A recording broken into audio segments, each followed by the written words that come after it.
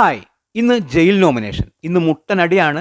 അനീഷ്, ഷാനവാസ്, അനുമോൾ ഇവർ തമ്മിൽ മുട്ടനടിയാണ്. അതിനുള്ള കാരണം എന്താണ്? തീർച്ചയായും ഫാമിലി റൗണ്ട്. അതിൽ ഒരു മാറ്റവും. അതുകൊണ്ട് തന്നെയാണ് ഇത്രയും പ്രശ്നങ്ങൾ ഇവിടെ നടക്കുന്നത്. എന്തുകൊണ്ടാണ് ബിഗ് ബോസ് മുൻപേ തന്നെ ഫാമിലി റൗണ്ട് വെച്ചത്? അതായത് 50 ദിവസം കഴിഞ്ഞപ്പോൾ തന്നെ ഫാമിലി റൗണ്ട് വെച്ചിരിക്കുന്നു. അതിനുള്ള കാരണം എന്താണ് എന്ന് ചോദിച്ചു കഴിഞ്ഞാൽ അവിടെയുള്ള കണ്ടസ്റ്റൻസിന് അറിയണം ഞങ്ങൾ പുറത്ത് എങ്ങനെയാണ് എന്നുള്ളത് അറിയിച്ചു കൊടുക്കണം എന്നുള്ളത് ബിഗ് ബോസിന്റെ തീരുമാനമായിരുന്നു. അതുകൊണ്ട് തന്നെയാണ് മുൻപ് തന്നെ ആ റൗണ്ട് വെച്ചത്. അതിലൂടെ പല ആൾക്കാർക്കും പലതും മനസ്സിലായി.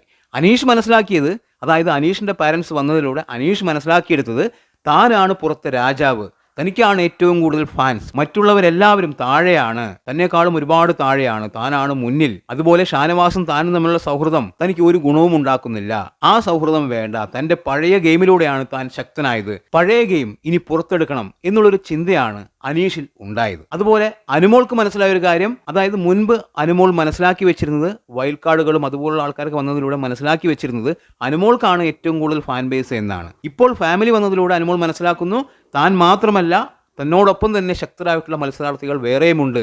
അതായത് ഷാനവാസ്, അനീഷ് ഇവരെല്ലാവരും ശക്തരാണ് എന്ന് അനുമോൾ മനസ്സിലാക്കിയിരിക്കുന്നു. അതുപോലെ ഷാനവാസ് മനസ്സിലാക്കിയത് ബിഗ് ബോസ് വീട്ടിൽ ഏറ്റവും നന്നായി കളിക്കുന്നവരുടെ കൂട്ടത്തിലാണ് തന്റെ സ്ഥാനം, തനിക്ക് നല്ല രീതിയിൽ പുറത്ത് സപ്പോർട്ടുണ്ട് എന്നുള്ളൊരു കാര്യം ഷാനവാസും മനസ്സിലാക്കുന്നു. ആദില നൂറ് മനസ്സിലാക്കിയത് നൂറയ്ക്കാണ് കൂടുതൽ പ്രേക്ഷക സ്വീകാര്യത, ആദിലയ്ക്ക് അത്രയ്ക്കില്ല എന്നുള്ളൊരു കാര്യമാണ്. പക്ഷെ ഞങ്ങളെക്കാളും മുകളിൽ ഇവിടെ മറ്റാൾക്കാരുണ്ട് എന്നുള്ളൊരു ചിന്തയും അവർക്കുണ്ട്. അതുപോലെ തന്നെ ജിസൈൽ, ആര്യൻ ഇവർക്ക് മനസ്സിലായ ഒരു കാര്യം, രണ്ടുപേരും കട്ട നെഗറ്റീവാണ് എന്നുള്ളത് തന്നെയാണ്. ഇവർ വിചാരിച്ചു വെച്ചിരുന്നത് ഇവർ പുറത്ത് സ്റ്റാറാണ്, ഇവരുടെ ബന്ധം പുറത്ത് വൻ ചർച്ചയാണ്.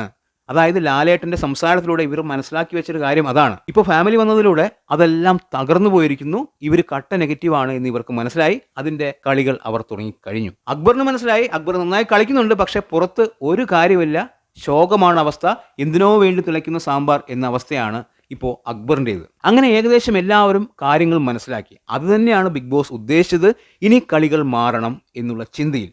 ഇനിയും ദിവസങ്ങൾ ഒരുപാടുണ്ട്. അതായത് കൃത്യമായി പറഞ്ഞാൽ 39 ദിവസം ഇനിയും ബാക്കിയുണ്ട്. ഇനിയുള്ള കളികളാണ് ഒരേ ഒരു രാജാവിനെ അല്ലെങ്കിൽ വിജയിയെ തീരുമാനിക്കുന്നത്. നമ്മൾക്ക് കൃത്യമായി അറിയാം ഒരാൾക്കും കൃത്യമായിട്ടുള്ള ഫാൻ ബേസ് അവിടെ ഇല്ല എന്നുള്ളൊരു കാര്യം. അതായത് അനീഷ്, അനുമോൾ, ഷാനവാസ് ഇവർ 3 പേരും ശക്തരാണ് എന്ന് നമ്മൾ കൃത്യമായി അറിയാം. ഇവരിൽ ആര് എന്നുള്ളത് ഇനിയാണ് ഉത്തരം നമ്മൾക്ക് കിട്ടുകയുള്ളൂ. ഫാമിലി വന്നതിലൂടെ പല കാര്യങ്ങളും മനസ്സിലാക്കിയ ഇവർ ഇനി നേരിട്ട് മത്സരിക്കാൻ തയ്യാറായിരിക്കുന്നു, പരസ്പരം ഏറ്റുമുട്ടാൻ ഒരുങ്ങിയിരിക്കുന്നു എന്നുള്ളത് തന്നെയാണ്. അനീഷ് ഷാനവാസിനെതിരെ തിരിയുന്നു, ഷാനവാസ് അനീഷിനെതിരെയും അനുമോൾക്കെതിരെയും തിരിയുന്നു, അനുമോൾ തിരിച്ച് ഷാനവാസിനെതിരെ തിരിയുന്നു. തീർച്ചയായും ഈ കളികളാണ് ഇനി നമ്മൾ കാണാൻ പോകുന്നത്. ഇന്ന് ജയിൽ നോമിനേഷനിൽ അതിന്റെ തുടക്കം കുറിക്കും. അതിനുശേഷം മുട്ടനടിയാണ് ഇനി നടക്കാൻ പോകുന്നത്.